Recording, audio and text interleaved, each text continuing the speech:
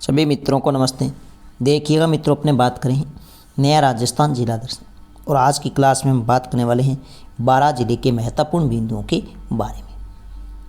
देखिएगा मित्रों, अगर आपको वीडियो अच्छी लगे तो वीडियो को अधिक से अधिक लाइक करें, शेयर करें, कमेंट करें और यूट्यूब चैनल को सब्सक्राइब करें।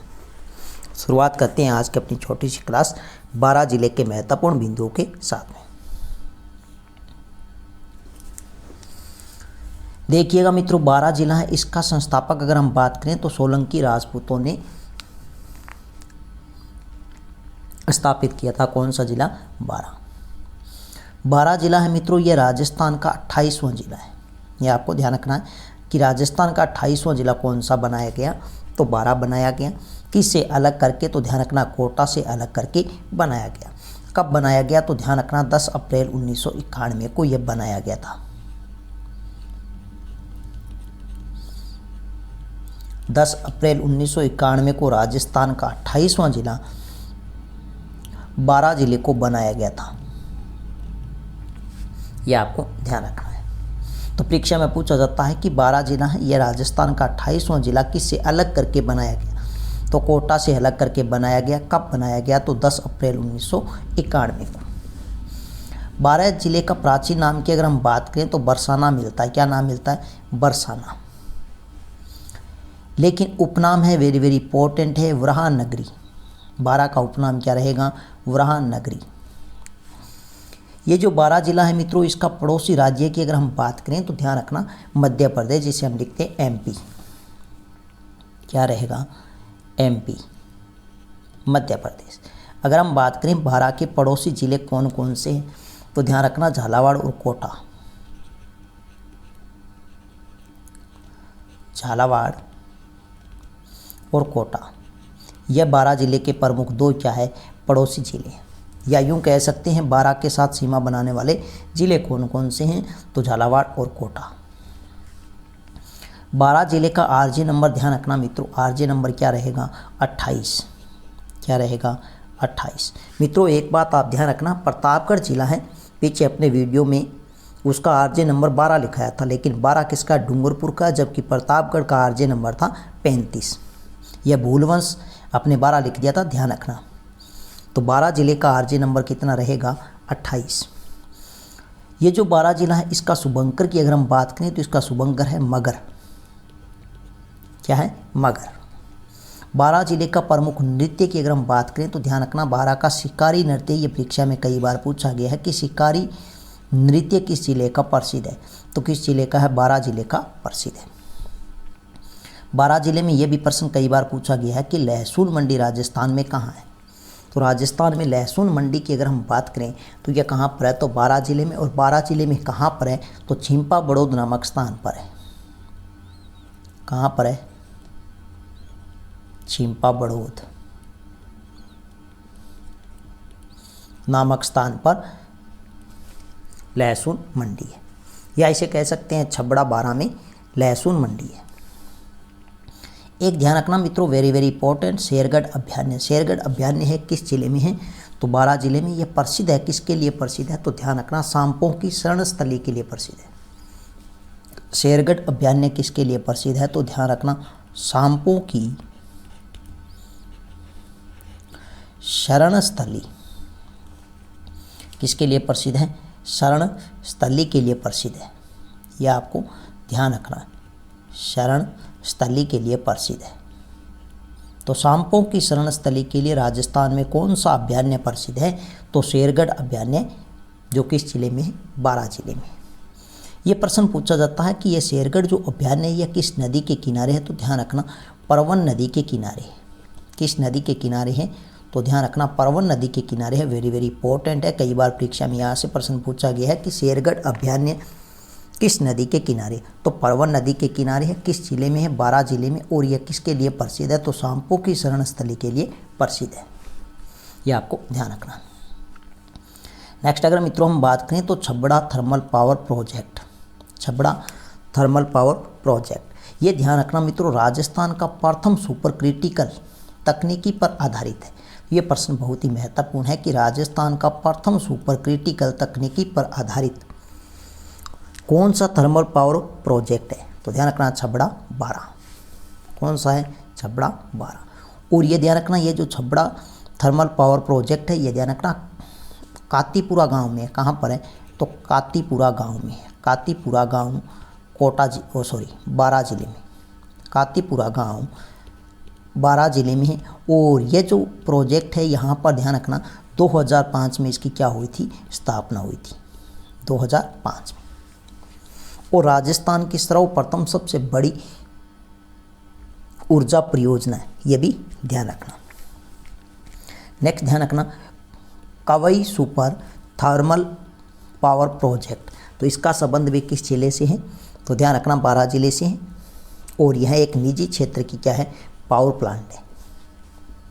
नेक्स्ट ध्यान रखना अंता गैस विद्युत परियोजना, अंता गैस विद्युत परियोजना है, ये किस जिले में है, तो बारां जिले में। ये ध्यान रखना राजस्थान में केंद्र सरकार की प्रथम है, केंद्र सरकार की राजस्थान में प्रथम परियोजना है। तो अंता गैस विद्युत परियोजना राजस्थान की प्रथम जो केंद्र सरकार के द्वारा स्थापित की गई है, यह आपको ध्यान रखना है।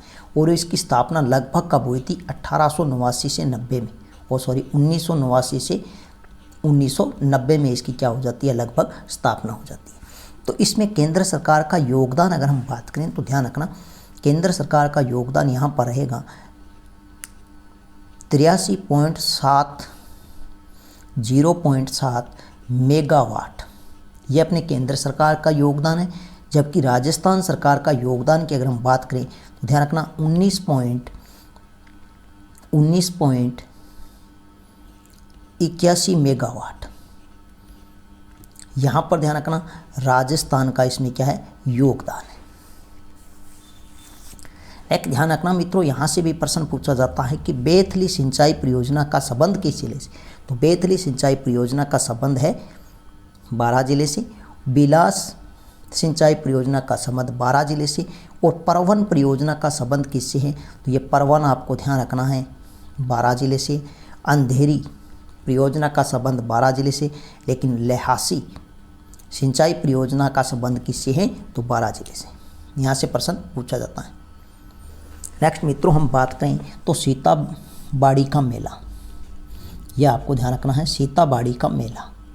सीताबाड़ी का जो मेला है यह आपको ध्यान रखना है बारां जिले में लगता है। और ये मेला कब लगता है, तो आपको ध्यान रखना है ज्येष्ठ माह की अमावस्या को यहाँ पर प्रसिद्ध मेला लगता है।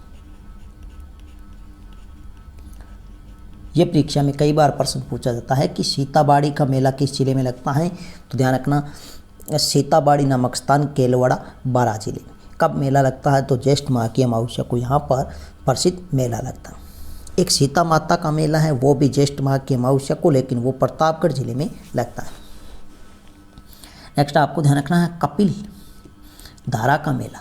कपिल धारा का मेला है, यह आपको ध्यान रखना है बारां जिले में है। और कार्तिक माह की पूर्णिमा को यहाँ पर क्या लगता है, भव्य मेला लगता है। कार्तिक माह की पूर्णिमा को यहाँ पर भव्य मेला लगता है, यह आपको ध्यान रखना है। कपिल धारा का मेला है वो बारां जिले में है और कार्तिक माह की पूर्णिमा को लगता है। विशेष तौर से आपको ध्यान रखना है इसे कहते हैं सहरिया जनजाति का कुंभ।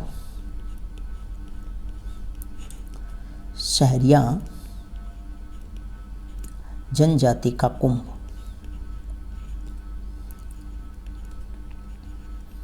यह परीक्षा में कई बार प्रश्न पूछा गया कि सहरिया जनजाति का कुंभ है वो कहलाता है कपिल धारा का मेला, जो किस जिले में है, बारां जिले में, जिसे कहते हैं सहरिया जनजाति का कुंभ। और यहाँ पर मेला लगता है कार्तिक माह की पूर्णिमा को। नेक्स्ट ध्यान रखना मित्रों वेरी वेरी इंपॉर्टेंट, यहाँ से भी परीक्षा में प्रश्न पूछा जाता है कि कोड़िया माता का मंदिर, तो कोड़िया माता का मंदिर बारां जिले में, किस जिले में है, तो कोड़िया माता का मंदिर बारां जिले में है। और ये कुल देवी है सहरिया जाति की, किसकी है, तो ध्यान रखना सहरिया जाति की कुल देवी है। सहरिया जाति की ये क्या है, कुल देवी है। तो यहाँ से प्रश्न पूछा जाता है कि सहरिया जनजाति की प्रमुख कुल देवी है, तो कोड़िया माता है। और कोड़िया माता का प्रसिद्ध मंदिर है वो बारां जिले में, ये आपको ध्यान रखना। और आपको ध्यान रखना है ये जो सहरिया जनजाति है मित्रों, यहाँ लिख देता हूँ मैं सहरिया जनजाति, यह शहरी जनजाति राजस्थान में ध्यान रखना, राजस्थान में ध्यान रखना सर्वाधिक, राजस्थान में सर्वाधिक 99%, कितने प्रतिशत? 99% 12 जिले में पाई जाती है। तो राजस्थान में सर्वाधिक शहरी जनजाति किस जिले में है? तो 99% 12 जिले में निवास करती है।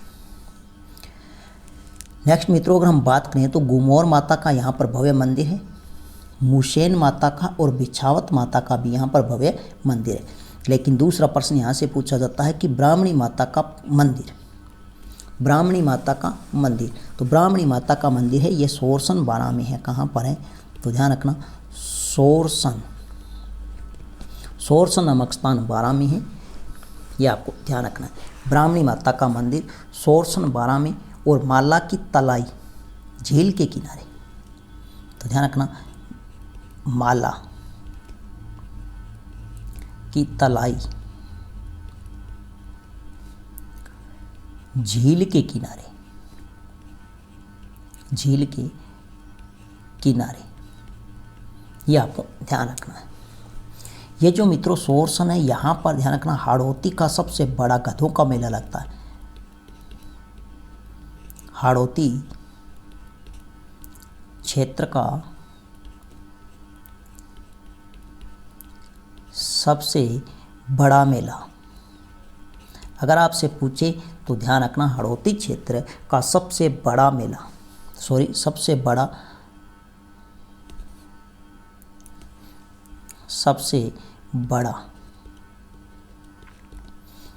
गधों का मेला,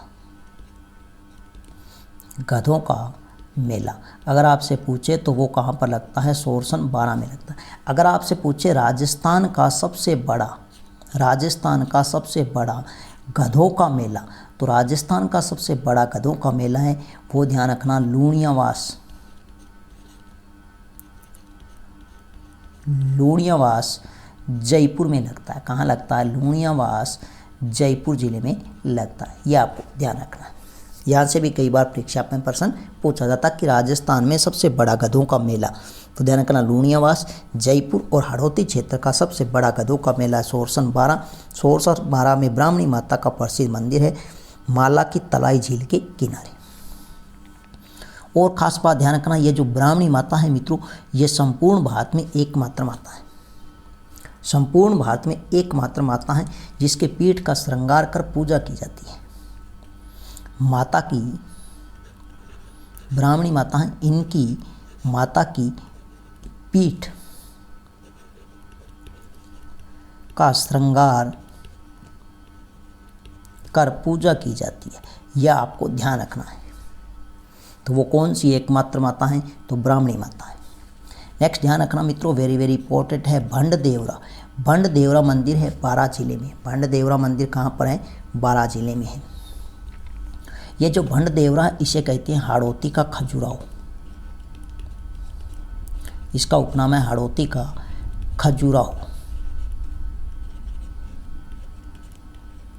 हाड़ौती का खजुराहो।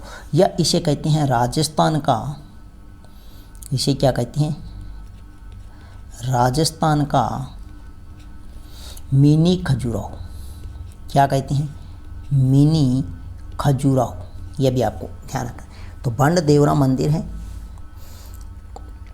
भंड देवरा मंदिर है, इसका उपनाम है हाड़ौती का खजुराहो या राजस्थान का मिनी खजुराहो। ये जो भंड देवरा है इसका अर्थ होता है टूटा फूटा देवालय। क्या अर्थ है? टूटा फूटा देवालय या मंदिर, टूटा फूटा देवालय या मंदिर, यह आपको ध्यान रखना है। तीनों प्रश्न पूछे गए हैं कि भंड देवरा मंदिर है किस जिले में है? तो बारा जिले में है। उपनाम पूछा गया हाड़ौती का खजुराहो या इसे कहते हैं राजस्थान का मिनी खजुराहो या राजस्थान का दूसरा खजुराहो। और भंड देवरा मंदिर है, इसका अर्थ भी पूछा गया है टूटा फूटा मंदिर या देवालय। इसका निर्माण करवाया था मेदवंशीय राजा मल्यवर्मा ने। किसने करवाया था? मेदवंशीय राजा मल्यवर्मा ने। और किस शैली में निर्मित है? तो ध्यान रखना पंचायतन शैली में यह मंदिर निर्मित है। नेक्स्ट मित्रों ध्यान रखना, यह सीधा सा प्रश्न पूछा है गड़गच मंदिर है, ये किस जिले में? तो ध्यान रखना अटरू नामक स्थान बारा में है। अटरू नामक स्थान बारां जिले में है। और यहाँ पर ध्यान रखना जो अटरू है, यह जो अटरू है यहाँ पर ध्यान रखना मामा भांजा का मंदिर भी है। कौन सा मंदिर है? मामा भांजा का मंदिर भी है। मामा भांजा मंदिर, तो ये कहाँ पर है? मामा भांजा मंदिर अटरू बारां में। और इसी मंदिर को कहते हैं मित्रों फूल देवरा मंदिर। क्या कहते हैं? तो ध्यान रखना फूल देवरा मंदिर। तो मामा भांजा मंदिर या फूल देवरा मंदिर है वो कहाँ पर है? अटरू बारां में। और अटरू बारां में एक गड़गच मंदिर है। क्या है? गड़गच मंदिर है, ये भी आपको ध्यान रखना। नेक्स्ट ध्यान रखना काकुनी मंदिर। काकुनी मंदिर की हम बात करें तो ये बारां जिले में है, परवन नदी के किनारे है। परवन नदी के किनारे, यह आपको ध्यान रखना है। तो काकुनी मंदिर है, बारां जिले में है, परवन नदी के किनारे है। यहाँ पर अनेक जैन मंदिरों का क्या है? समूह है। नेक्स्ट ध्यान रखना मित्रों नेक बाबा की दरगाह। ये नेक बाबा की दरगाह ये किस जिले में है? तो यह भी आपसे पूछा जा सकता है। तो यह बारां जिले में है। नेक बाबा की दरगाह किस जिले में है? बारां जिले में। और बारां में कहाँ पर है? तो ध्यान रखना शाहाबाद, शाहाबाद तहसील है बारां जिले में। तो यहाँ पर क्या है? नेक बाबा की दरगाह है।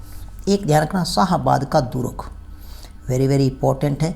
शाहाबाद का दुर्ग, शाहाबाद का दुर्ग है बारां जिले में है। इसका निर्माण करवाया था मुकुटमणिदेव चौहान ने। मुकुटमणिदेव चौहान ने, यह आपको ध्यान रखना है। मुकुटमणिदेव चौहान ने किस दुर्ग का निर्माण करवाया? तो शाहाबाद दुर्ग का निर्माण करवाया बारां जिले में। और निर्माण करवाया था बामती पहाड़ी पर। किस पहाड़ी पर? तो ध्यान रख लेना बामती पहाड़ी पर। बामती पहाड़ी पर, यह आपको ध्यान रखना। ये जो शाहाबाद दुर्ग है इसमें मित्रों एक नवलवान तोप है। कौन सी तोप है? नवलवान तोप। सीधा सा प्रश्न पूछा जा सकता है कि नवलवान तोप किस दुर्ग में है? तो शाहाबाद दुर्ग बारां में। ये जो नवलवान तोप है इसकी कुल लंबाई की अगर हम बात करें तो इसकी कुल लंबाई की अगर हम बात करें तो ध्यान रखना 19 फीट लंबी है। कितने फीट लंबी है? तो 19 फीट लंबी है। नेक्स्ट ध्यान रखना मित्रों शेरगढ़ अभयारण्य, शेरगढ़ दुर्ग। तो एक शेरगढ़ दुर्ग धौलपुर में है, एक शेरगढ़ दुर्ग बारां जिले में। और शेरगढ़ अभयारण्य भी कहाँ पर है? बारां जिले में। तो शेरगढ़ अभयारण्य और शेरगढ़ दुर्ग है ये किस नदी के किनारे है? तो ध्यान रखना परवन नदी के किनारे है। किस नदी के किनारे हैं?